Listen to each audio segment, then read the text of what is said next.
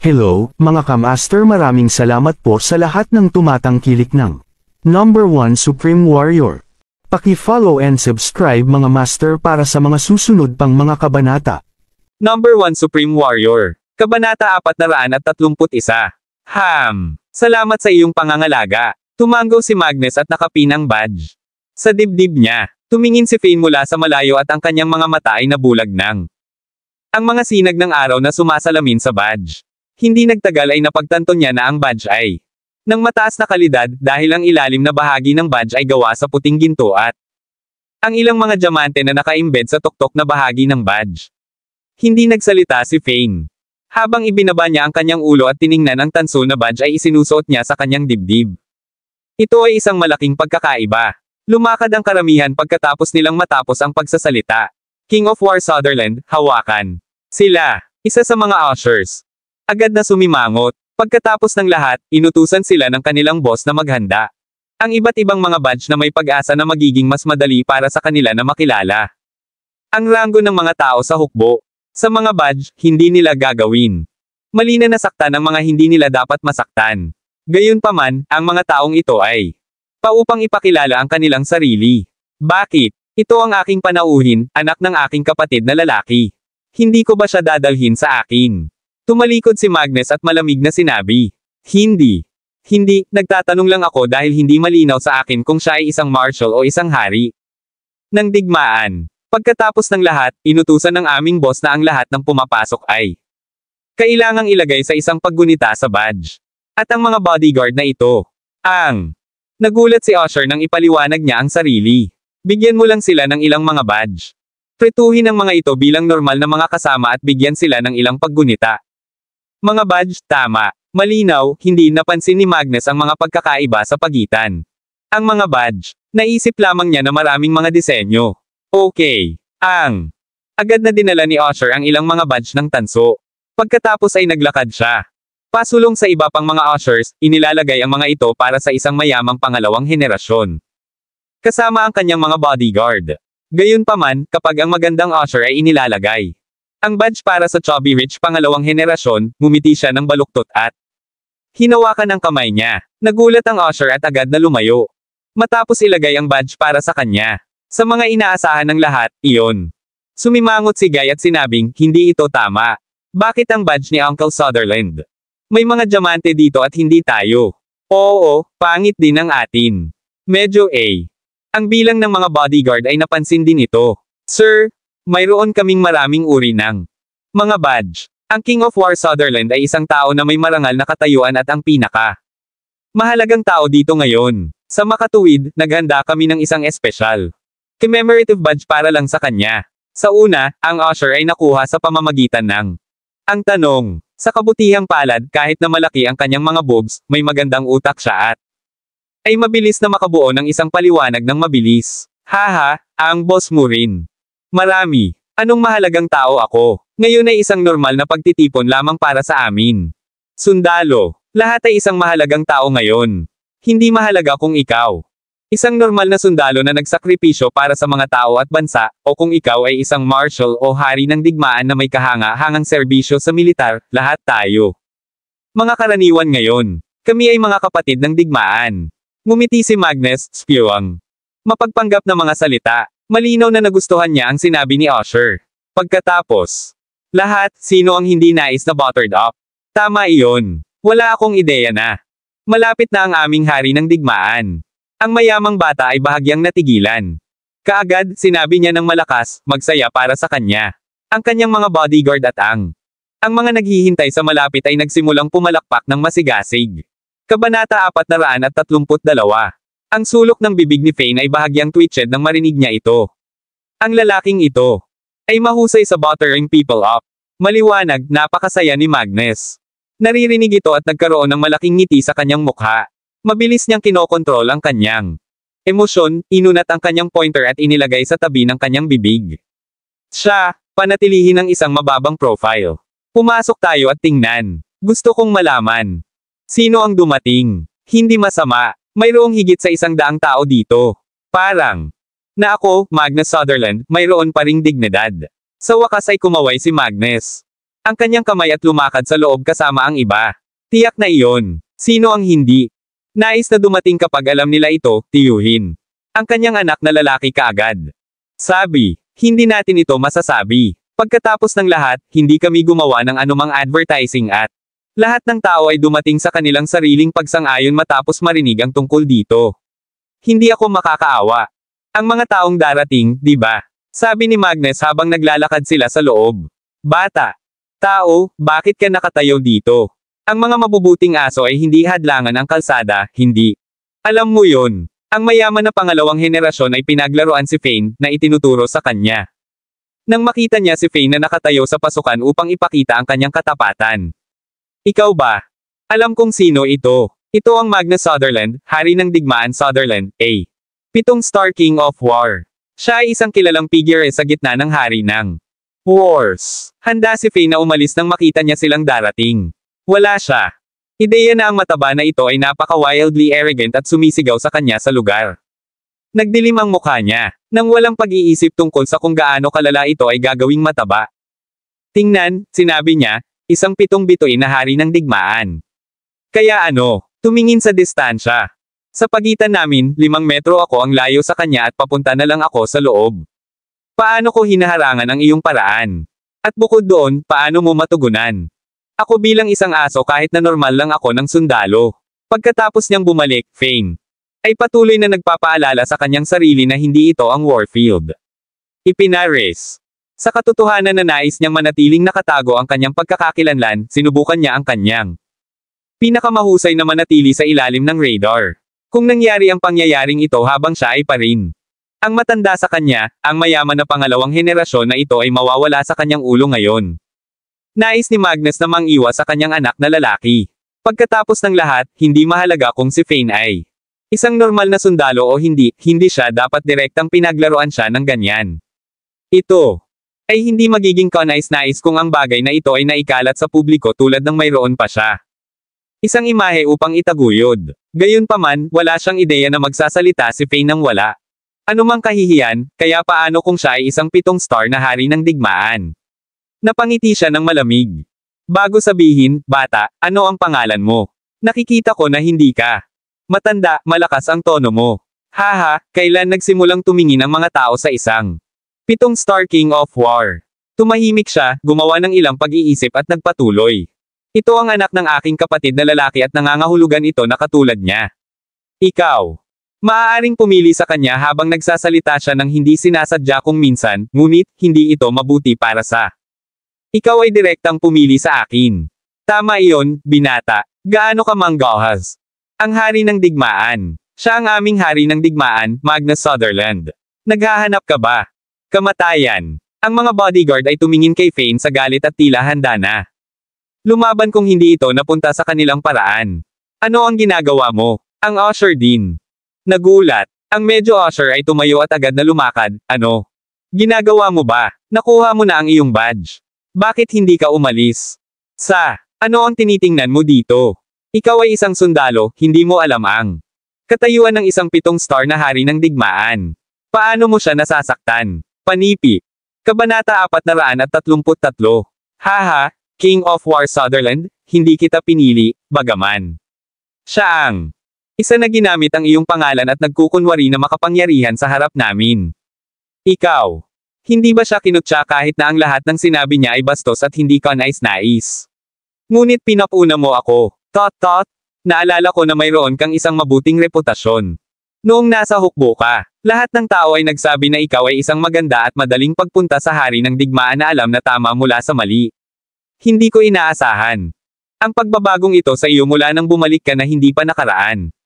O posible na ang mga alingaw-ngaw ng mga sundalo ay hindi totoo. Tumawa si Fane. Siya ay orihinal na mayroong isang magandang impresyon ng hari ng digmaan na ito. Ngayon, parang ginawa rin niya isang magandang trabaho ng pagtatago ng kanyang tunay na kalikasan, o siya ay nasirang pagkatapos pagbabalik mula sa battlefield. Hindi nagsasalita si Magnus nang marinig niya kung ano sabi ni Fane. Hindi siya isang mahusay na tagapagsalita at kung ano ang sinabi ni Fane. Siya ay kasalukuyang nasa isang mapanganib na posisyon. Bata, gaano ka manggahas na pamuna? Ang ating hari ng digmaan. Dapat ay naghahanap ka upang mamatay. Ang mayamang bata ay nagpahid ng kanyang ngipin. At lumakad ng 2 hakbang pasulong, tinitigan ang galit na galit. May katulad mo. Ay ang pinakaunang mamatay sa larangan ng digmaan. Hindi natatakot si Fane. Tumingin siya mismo sa mga mata ng ibang partido. Humihingi ako ng paumanhin ngunit hindi ito. Battlefield. Binata, hindi mo ba alam na ang mundo ay nasa isang mapayapang estado? Sa ngayon, huwag isipin ng isang beses na ginagamit ko ang aking tiyuhin upang mapang-api ka. Hayaan. Sabihin ko ito sa iyo, kahit na nag-iisa ako, madali kitang papatayin, bilang miyembro ako ng pamilyang Xenos. Hindi ito naiiba sa pagpinch ng isang ant sa pagkamatay nito. Panipi. Ang mayamang bata ay ngumiti ng malamig bilang mapagmataas. At bukod doon, ang maganda. Sinabi ni Lady na kinuha mo na ang iyong badge, kaya bakit hindi ka pa pumasok pagkatapos? Ang ganitong tagal ng panahon. Haha, hindi ba sinabi namin na magsisimula ang tanghalian? Sa tanghali, bakit ako dapat magmadali? Bukod doon, may mga patakaran na ipinagbabawal. Ako mula sa pagtayo sa pasukan ng matagal. Ngumiti si Fane, hindi natatakot. Nang mapagmataas na tao sa harap niya. Bagaman galit siya sa loob, ito ay isang pagtitipon ng mga sundalo kaya ayaw niyang patayin ang mga tao dito at masira lahat ng tao. Sige, sige. Sa wakas ay nagsalita ulit si Magnus. Quill. Nagkamali ka talaga. Hindi mahalaga kung siya ay isang normal na sundalo lamang. Isang kapitan o iba pa, narito siya para sa pagtitipon. Paano mo masabi? Iyon sa kanya kapag ang kanyang pagdalo ay para sa aking kapakanan. At sa itaas nito, nakipaglaban siya sa larangan ng digmaan at nagdala ng karangalan sa bansa. Hindi mo dapat sinabi. Iyon sa kanya dahil dito, naiintindihan mo ba? Napangiti si Fane sa kanyang sarili. Sa loob, naghihintay si Magnus para makompromiso si Fane. Sa makatuwid, siya. Wala namang sinabi ng si Fane ay tumingin ng diretso sa mga mata ni Quill at nagtalo sa kanya. Sino ang maaaring umasa na si Fane ay isang matuwid na tao na? Hindi ba natatakot at walang kompromiso? Sa makatuwid, kailangang umakyat si Magnus at ilagay sa isang pagpapakita sa kanya na nagtataguyod ng hustisya pa sa pag-unawa. Parang na siya ay isang tuso na matandang fox. Oo, tiyuhin, naiintindihan ko at ipinapangako ko ito. Hindi na mangyayari ulit. Nagdilim ang mukha ni Quill habang ngumiti siya sa kahihiyan. Lahat, hayaan. Pumasok lahat. Agad siyang lumakad sa loob. Nagsalita siya. Maghintay. Natigilan si Fane. Dahil alam mo na ngayon na ikaw. Maling, hindi ka ba humihingi ng paumanhin sa akin? Hindi ba bastos para sa iyo na maglakad palayo? Nang walang paghingi ng tawad. Panipi. Kabanata 434. Humihingi ng tawad. Napalingon si Quill, natulala. Siya ay nagkaroon ng isang, seryoso ka, hitsura. Sa kanyang mukha. Bata, mali ba ang narinig ko? Hinihiling mo ba sa akin? Humingi ng tawad sa iyo. Haha, tanga ba siya? Tama iyan. Alam ba niya kung saan nanggaling si Young Master Xenos? Tot. Walang takot ba talaga siya? Isa sa pamamagitan ng nagtawanan ang mga bodyguard ni Quill na parang narinig lang nilang biro. Oo, alam mong nagkakamali ka. Sinabi rin ng iyong tiyuhin na mali ka. Kung ganoon nga, hindi ka ba dapat humingi ng tawad? Nagpatuloy si Fane, isang walang malasakit. Nakaplaster ang ekspresyon sa mukha niya. F***CQ, isa kang tunay na punk, pinatawad ko. Ikaw bilang tanda ng mabuting kalooban, ngunit hindi mo ito gusto. Naisip mo na ba? Ang kahihinatnen. Ayokong maging calculative sa iyo dahil ako ay isang mapagbigay na tao ngunit hindi mo ito pababayaan.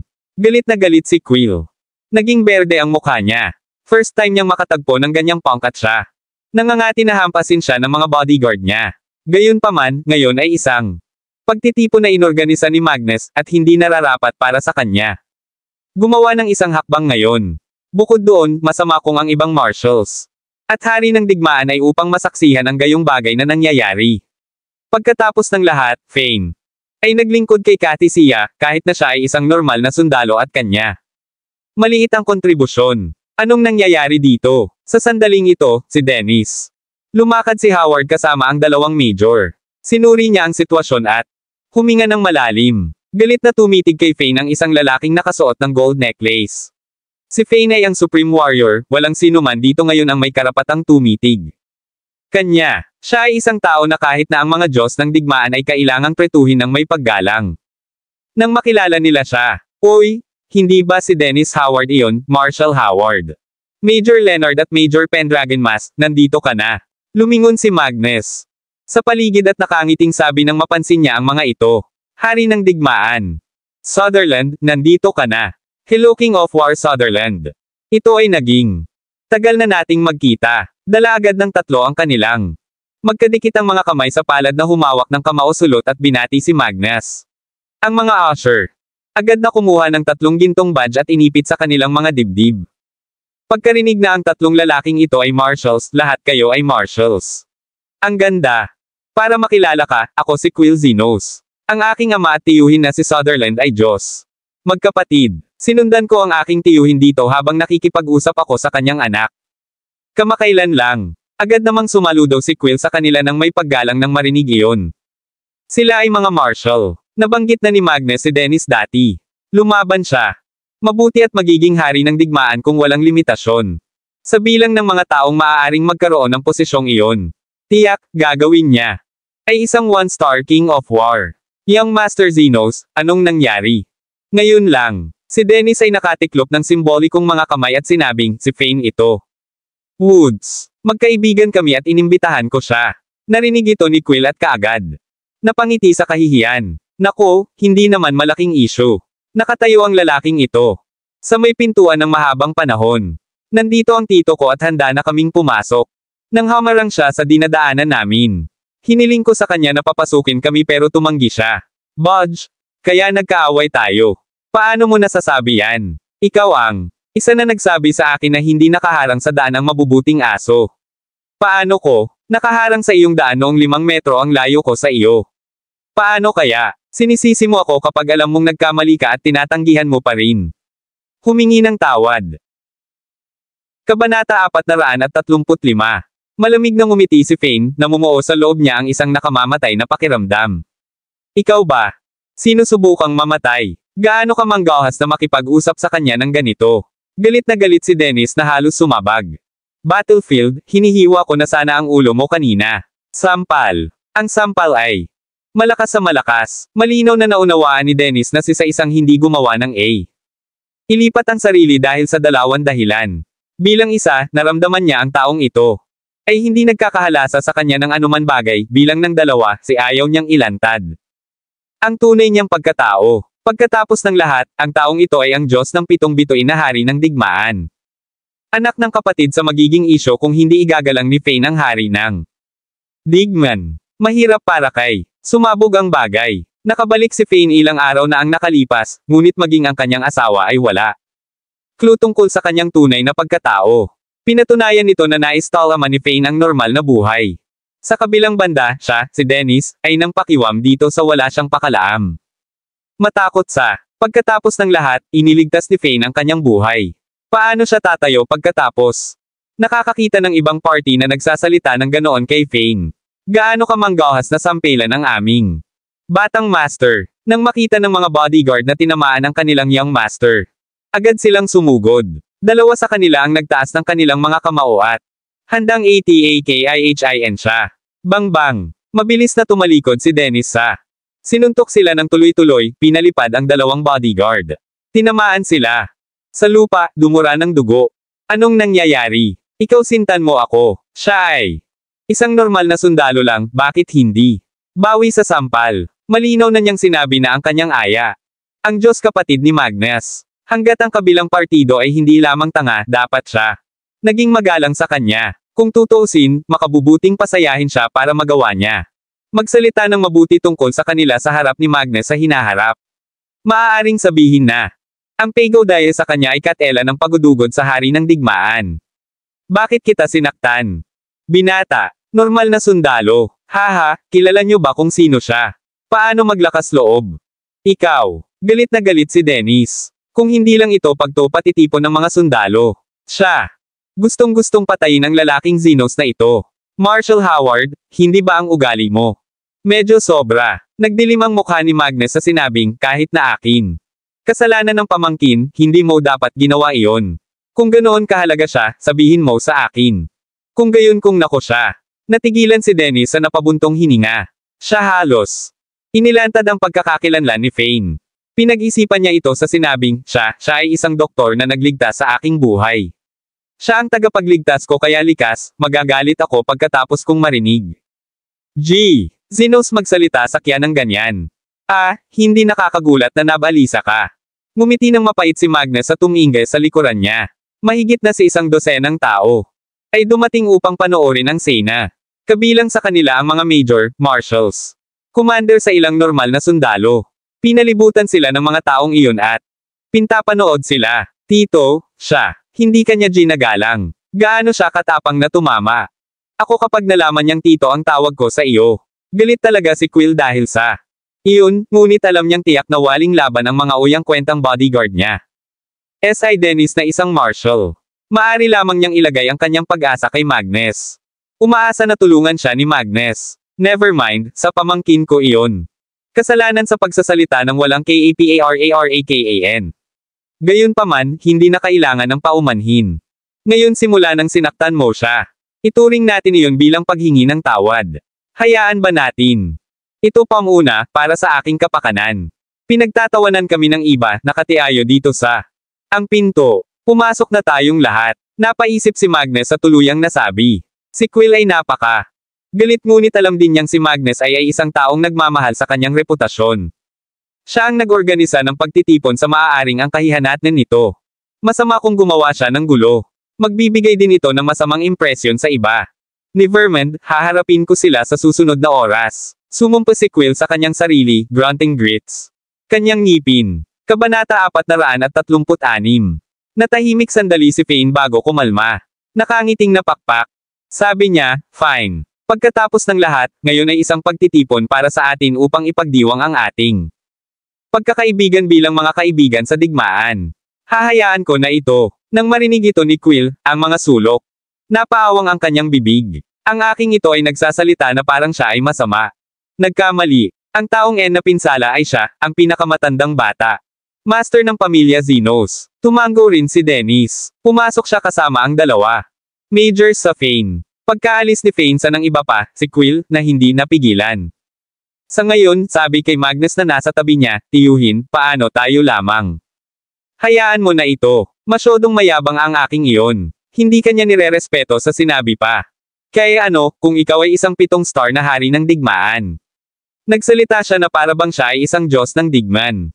Haha, ayos lang. Ang taong ito ay isang normal na sundalo. Ako ay isang hari ng digman. Ito ay magiging maliit sa akin kung iginiit ko na maging calculative. Sa magkahiwalay. Mula doon, sinabi mo sa iyong sarili na ikaw ang bata ng master ng Zenos. Pamilya, hindi mo ba siya kayang hawakan? Tumawa si Magnus, ang kanyang mga salita ay puno ng mga pahiwigig. Hindi maginhawang gawin ito ngayon, ngunit maaari nilang turuan ang taong iyon. Maaaring aralin mamaya. Tumango si Quill, wala yon. Gayunpaman, Si Dennis Howard. Ngayon lang ako tinamaan sa hindi ko kayang bitawan iyon. Siya rin ay sala na lang sa iyo. Panipi. Sa hindi IASAHANG pagkakataon, natahimik si Magnus bago sinabing, mas maganda kung hindi mo ginagalit si Dennis Howard. Kahit na marshal lang siya. Talagang malata sa malaki ang isinakripisyo para sa bansa. Muntik na siyang maging hari ng digmaan. Dahil lang sa limitado. Tumango siya pagkatapos niyang marinig ito. Nagsalita ka tungkol kay Dennis Howard dati. Sa alam ko ang tungkol dito. Gayunpaman, umaasa ako na ipaghiganti mo pa rin ako. Pagkatapos lahat, sinaktan niya ako sa harap mo, tumanggi akong tanggapin ito. Kailangan iyan. Maghintay. Nagdilim ang mukha ni Magnus. Isa pang hari ng digmaan ang darating ngayon at siya ay isang kilalang 6-star King of War. Subordinate niya si Dennis Hall. Sila ay nasa hukbo. Sa tingin mo ba hahayaan niya kung may ginawa ako kay Dennis? Ngayon, 6-star King of War. Sino? Huminga ng malalim si Quill matapos marinig. Ito ang gitnang lalawigan ay puno ng mga talento sa medyo marami ang hari ng mga digmaang nagbalik sa pagkakataong ito. Si Queen Hayes, napakalakas niyang tao. Sa UMKAHUSAY sa pakikipaglaban. Kaya, ginagawa ko ito dahil kay Queen. Hindi si Dennis. Ngumiti ng mapait si Magnus bago pumasok sa loob kasama si Quill at yung iba, napuno na ng tao ang vilya. Natipon sa mga pangkat ng 2 sa 3, lahat ay nag-chit-chat sa isa't isa. Marami sa kanila ay nasabik. Paano nakilala ni Magnus Sutherland ang nunggayamang segundo? Henerason. Ngayon ay isang pagtitipon sa pagitan nating mga sundalo. Hindi ba ito nararapat? Para dalhin niya rito ang ganoong tao. Medyo hindi pa rin masaya si Dennis. Nang umupo sila sa isang pavilion sa ilalim ng puno ng willow. Marshall Howard. Bagamat ang pag-uugali ni Quill Xenos ay wala sa linya, hindi nirerespeto mo? Ang karangalan din ni Magnus Sutherland. Anak iyon ng kanyang Diyos kapatid. Kung sinampal mo ang aking iyon, kapareho iyon ng pagsampal sa mukha ni Magnus. Hindi ka ba natatangot na maghayganti siya sa iyo? Si Major Leonard ay matalik na kaibigan. Dennis, hindi niya may umang ipaalala sa kanya ang magandang intensyon. Ayoko.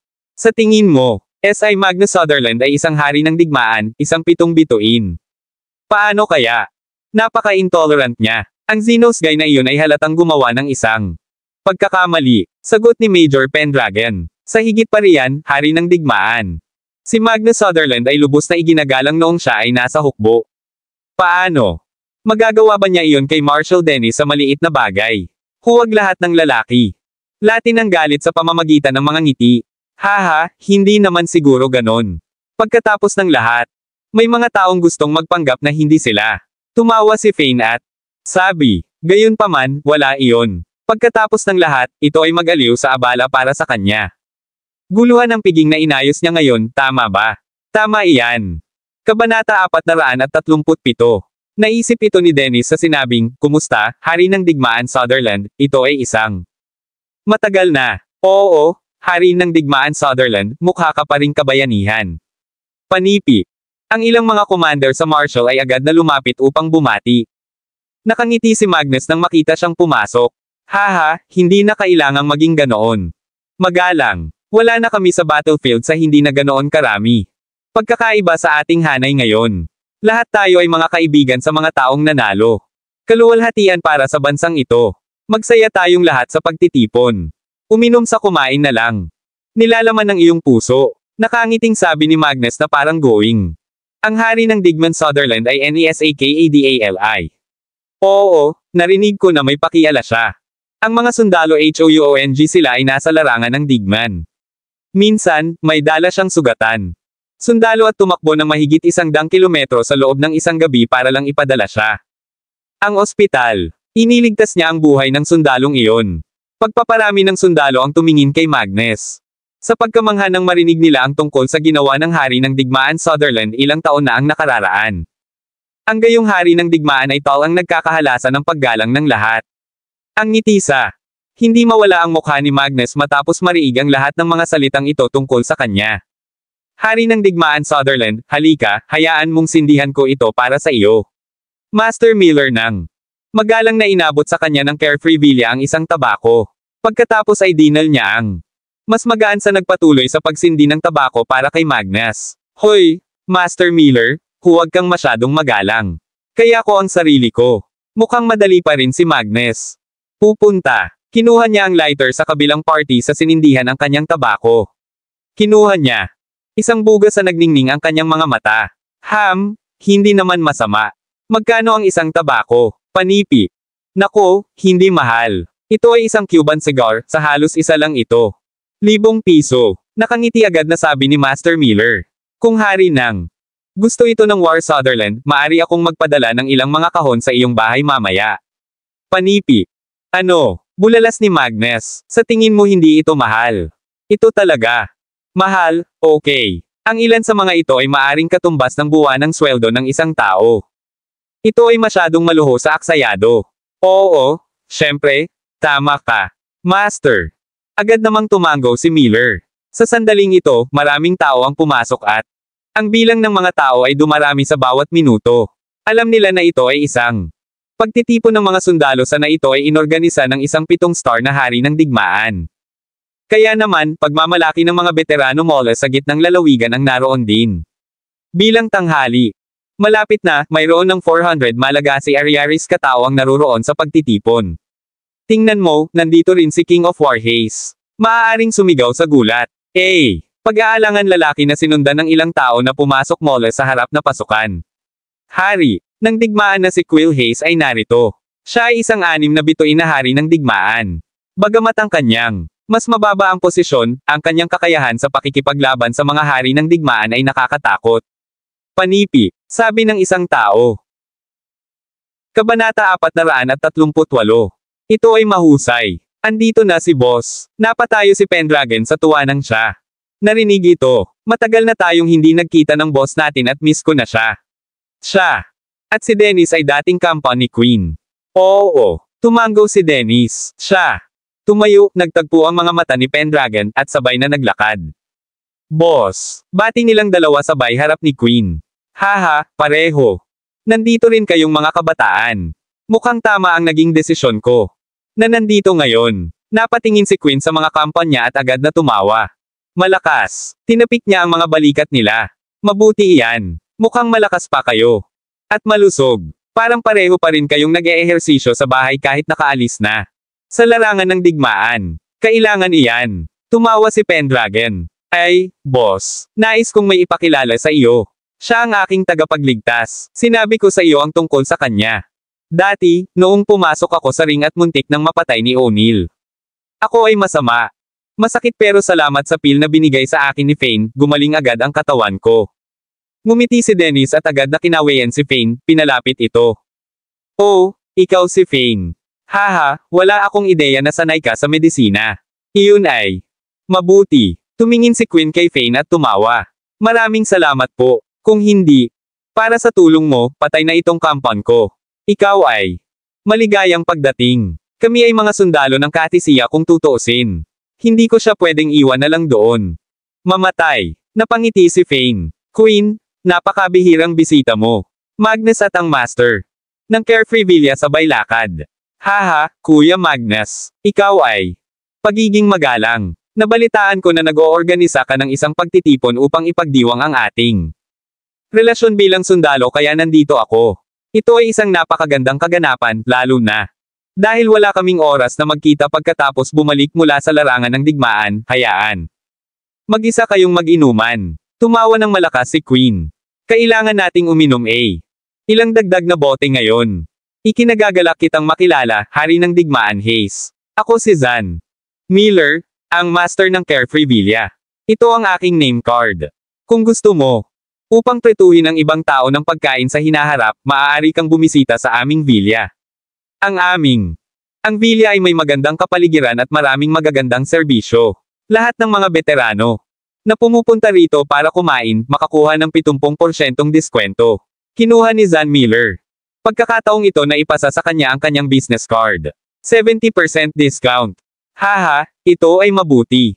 Natawa si Queen at sinabi sa mga nakapaligid sa kanya, kayo ba? Marinig iyan, 70% diskwento. Sa susunod na pumunta ka dito para sa isang pagkain o tretuhin ang isang tao ng pagkain, mayroong 70% diskwento para sa ikaw. This is a gesture of affirmation and care for US soldiers. Zan had no ideya na si Queen ay isang prangka na tao. Hindi lang niya kinuha ang name card, tinulungan pa niya si Zan na isapubliko ang kanyang negosyo.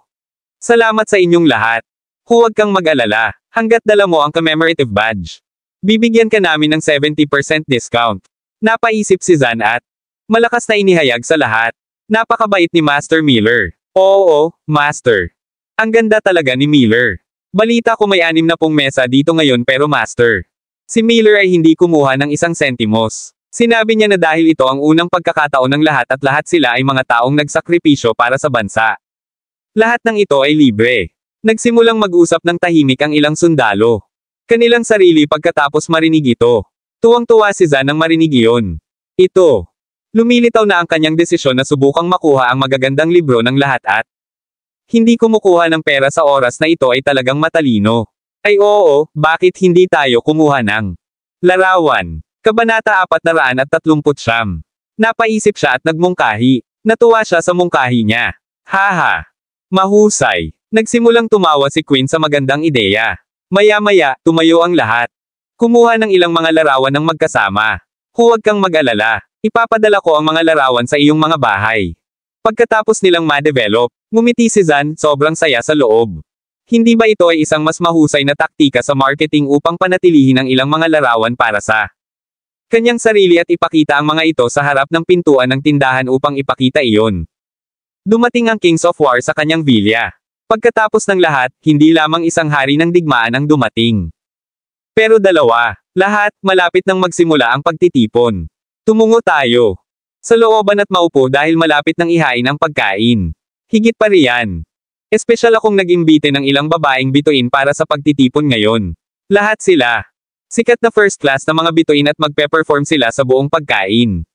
Sabi ni Zan sa madla pagkatapos tumingin sa oras. Tere na, tayo na. Ito.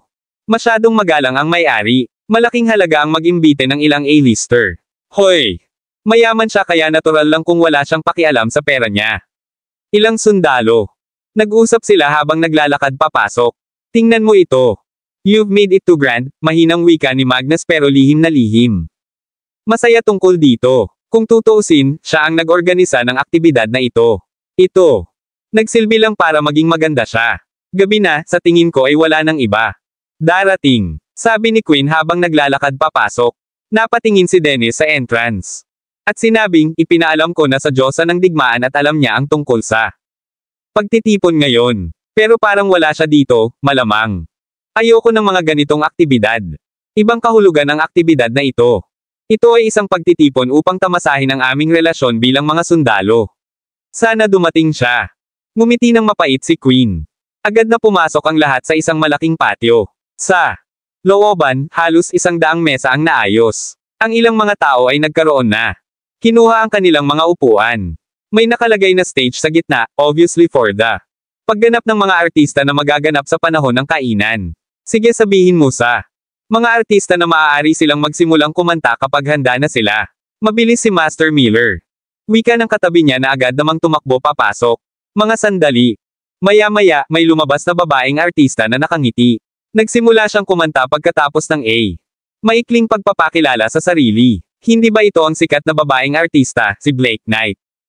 Oo, maganda talaga ang figure at ugali niya. Ang ilan sa mga sundalo. Nagulat sila nang makita nila ang babaeng artista. Blake Knight, kay Magnus. Nanlaki ang mga mata nang makita siya. Wala akong ideya na kaya ni Master Miller. Imbitahan ng isang kilalang artista.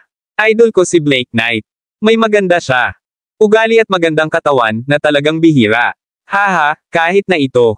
Sikat ang mga bituin, talagang madali silang anyayahan na kumanta. Pagkatapos ng lahat, ang pera ang namamahala sa mundo. Basta babayaran mo sila ng sapat, kahit ano. Can be done? Sabi ni Zan na may ngiti sa labi. Si Magnus daw. Very satisfied sa bida na inimbitahan niya this time. Talaga, kaya nila. Kahit ano basta may bayad. Nagningning ang mga mata ni Magnus habang sinusuri niya. Kanyang paligid bago nagtanong sa mahinang boses. Kabanata 440. Natigilan si Zan sa narinig niya. Alam niya na ang hari ng digmaan. Hindi lamang nagustuhan ni Sutherland ang mga anti-gong bagay at mamahaling bagay, siya rin. Lalo na nagustuhan ang magagandang babae. Gayunpaman, hindi niya gusto ang anumang ordinaryong magandang babae. Nagustuhan niya ang mga may magandang ugali at may pahiwatig ng kay abangan. Malinaw na ginawa ni Magnus ang lahat ng ito ng palihim. Siya pa rin ang iginagalang na hari ng digmaan sa publiko. Malinaw na nakita ni Zan ang interes ni Magnus. Blake, mukhang magandang pagkakataon ito para makapasok siya sa kanyang kabutihan.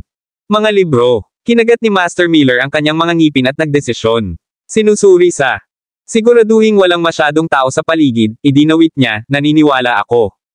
Maaaring ayusin. Pagkatapos ng lahat, sino ang makakalaban sa tukso ng pera?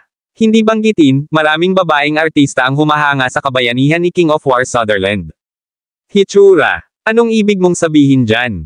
Bahagyang ngumiti si Magnus at nagtanong. Haha, walang espesyal. Mayroon akong ilang mga silid sa lugar na iyon ng aking villa. Isa sa mga kwarto ang tinutuluyan ko kapag libre ako. Tingnan ko kung may kasama. Pera, nagawa kong imbitahan si Blake na makipag-chat sa iyo.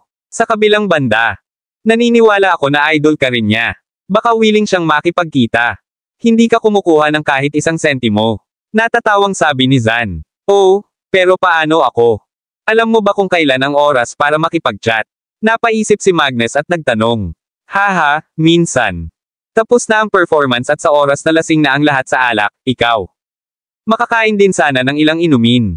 Hihilingin ko sa kanya na lumapit at tulungan ka. Sa kwarto mo, nakangiting sabi ni Zan. Malapit na ang oras, hindi ko. Akala mo may dadating pa at nagugutom na ako. Magsimula tayo. Ang pista. Umupo si Magnus sa main table at katabi niya si Queen. Fane. Ayaw makakita ng mga katulad ni na Magnus at Quill kaya umupo siya sa ibang table. Kung wala si Queen ay aalis na siya dahil nagparamdam si Magnus sa kanya. Hindi masaya. Noon pa lang ay gustong makipag-inuman ni Dennis kay Fane kaya naupo siya. Sa tabi ni Fane. Hoy, itong kapatid. Nakita kong nakikipag-away ka kay King of War Sutherland sa pinto kanina lang. Tama ba? Isang commander na nasa tabi ni Fane ay tumingin sa kanya at mahinang nagtanong. Oo, tumanggo si Fane. At inamin. Agad namang umiling ang assistant commander. Paano? Walang karanasan. Kahit na ito ay isang pagtitipon upang ipagdiwang at pag-usapan. Ang relasyon sa pagitan ng mga sundalo, may mga tao dito na hindi natin masasaktan. Hindi mo ba alam kung sino ang mga taong iyon? Problema mo, isa pang sundalo. Na may suot na bronze badge tulad ng chimed in ni Fane, oo, kuya. Normal. Ibang-iba ang mga sundalong tulad natin sa Kings of War. Kami ang putik sa lupa at sila ang mga ulap sa langit. Ito ay isang malaking pagkakaiba. Kami. Ayoko ng pambabola, pero hindi naman tayo dapat manakit ng tao, di ba? Pansamantala. Pagtitiis at mga bagay na huminahon, tumalikod sa mga bagay para sa A. Mas maliwanag na hinaharap. Haha, sa tingin ko, ang pansamantalang pagtitiyaga ay nagpapagalit sa iyo. At mas galit, at ang pag-iisip tungkol dito pagkatapos ng pag-atres ay nagpapahirap sa iyo. Pakiramdam mo na wala ka. Tumawa si Fane habang binubuksan ang isang bote ng alak at nilagyan ng laman ng baso ng lahat. Nagulat si Dennis nang makita niya ang mga kilos ni Fane. Fane ay isang Supreme Warrior, ang pinakamataas na umiiral sa buong Katisiya. Paano? Hahayaan na lang ba nila siyang magsilbi sa kanila ng alak? No way. Paano ka makapaglingkod? Alak. Agad na tumayo si Dennis at kinuha ang bote ng alak kay Fane. Kamay. Maraming salamat mga kamaster sa walang sawang pagsusubaybay. Isang like, share, and subscribe naman dyan mga kamaster. Abangan ang susunod pang mga kabanata.